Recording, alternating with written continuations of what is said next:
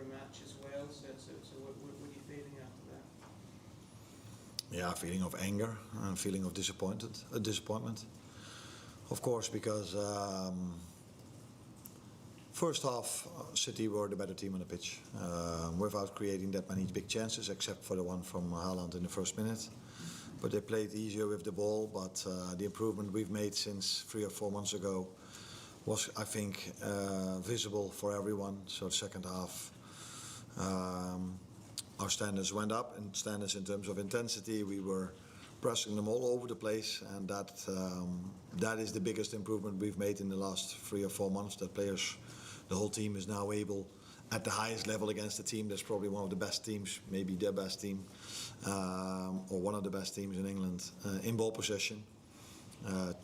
To do so well off the ball is a big improvement, and fantastic second half. Was expecting more than being 1-0 up, but we weren't, and then 2 goals conceded. What did you make of the decision? Because I mean, everyone sort of kind of thought, well, just let the goal. It's obvious, let the goal stand, and then basically don't get it there. But what's your take? Yeah, when you ask me what do you think about the decision, I thought, what do you mean? Do you mean the disallowed goal at City? Yeah. The header from us? Do you mean the penalty they got in the away game against us? Do you mean the clear red card on Mo Salah in the second half? Do you mean the penalty they got in the second half? Do you mean this decision? Only over 2 games, and the ones that follow Liverpool know how many decisions of this I can come up with in all the other games as well. Only in these 2 games, all the big decisions that could have gone in some situation to a 50-50, or some people say left, some people say right. I can live with the fact, although I don't like it, that the referee follows the rule book, and Dominic makes a foul on Haaland in that last situation, which is a clear shirt pull, and he was through to goal, so he would have scored. So that's a red card. And I think the Sunderland manager is really happy that he gives the red card. So that's the rule book, and you follow the rule book. And if you follow the rule book, and you have a clear shirt pull from Gueye on Mo Salah, who's for 8 years scoring that ball every single time, 100 out of 100 times he scores that goal, a bit exaggerated, and that is not a red card, then there is more of my frustration.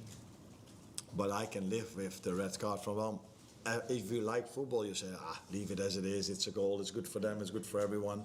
But if you're the Sunderland manager, you prefer to see a red card. And that's the rule, and follow the rules is all we ask. And did you think it was a penalty?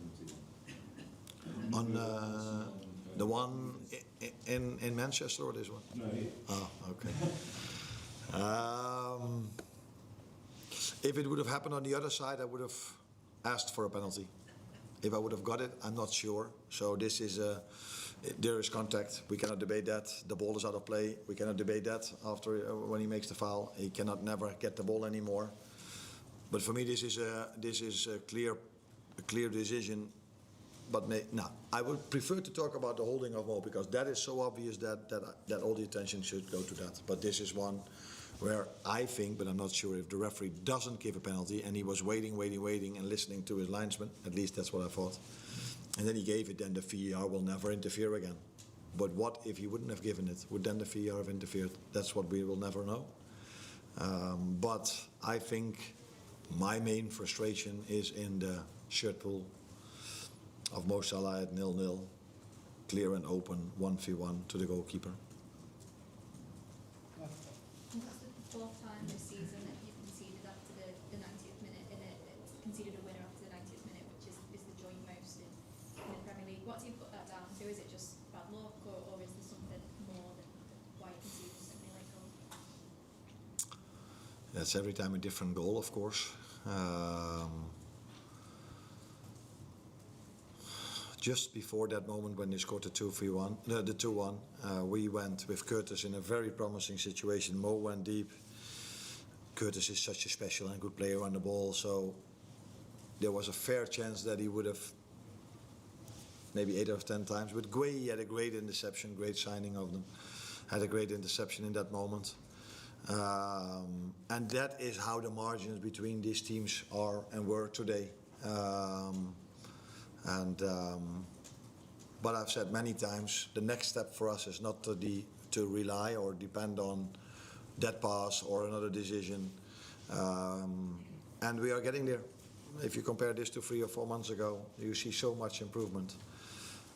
But the issue is that you don't see this improvement in the league table. And that is always the most important reflection of where you are. You expecting Joe or Jeremy back before Sunday with Dom not right back now out? Yeah, no, Jeremy for sure not. We knew this when he got injured that was a few weeks. To be honest, I don't expect Joe to be back as well Wednesday, but yeah, you never know. But then he's back after being out for 3 weeks. Would you play him then?